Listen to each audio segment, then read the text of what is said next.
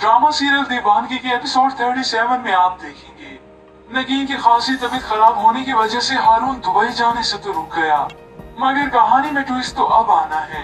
हारून की गैर मौजूदगी की वजह से नगीन बहुत ही परेशान है, क्योंकि रमशा बहुत ही बुरे तरीके से उसे अपने जाल में फंसा चुकी है। वो अपनी बहन से कहती है, मुझे ये समझ में नहीं आ रहा कि वो अचानक शहर से बाहर कैसे चले गए। कहीं सुल्तान ने उसे कुछ तो मुनज़्ज़ा उसे तसल्ली देती है, ऐसा कुछ नहीं होगा। मगर उधर जो तूफान आना था वो तो आ गया।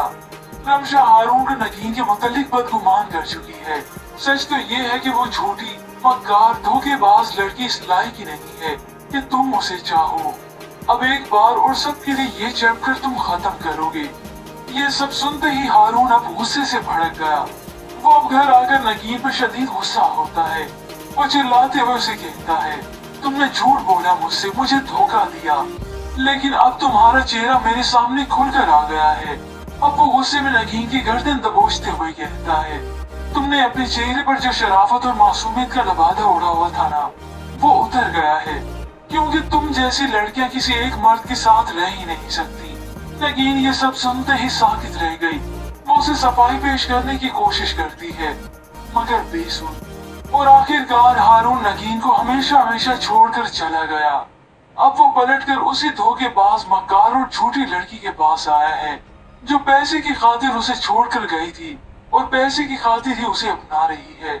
रमशा कॉल करके सारी सिचुएशन सुल्तान दुर्रानी को बताती है। आपका काम आपके प्लान के मुताबिक हो चुका है। तो सुल्तान उसे पूछता है, इस वक्त कहाँ है वो? रमशा उसे बताती है, मेरे साथ है वो, मेरे घर पे। ये सुनते ही सुल्तान मुस्कुरा देता है, क्योंकि वो जान चुका है कि उसका आधा प्लान अब कामयाब रहा। अब तो बस नगीन का वापस आना बाकी रह गया है। हारून उसे छोड़कर गया तो नगीन तन्हा रह गई, और इसे तन्हा करने वाला कोई और नहीं बल्कि सुल्तान ही है।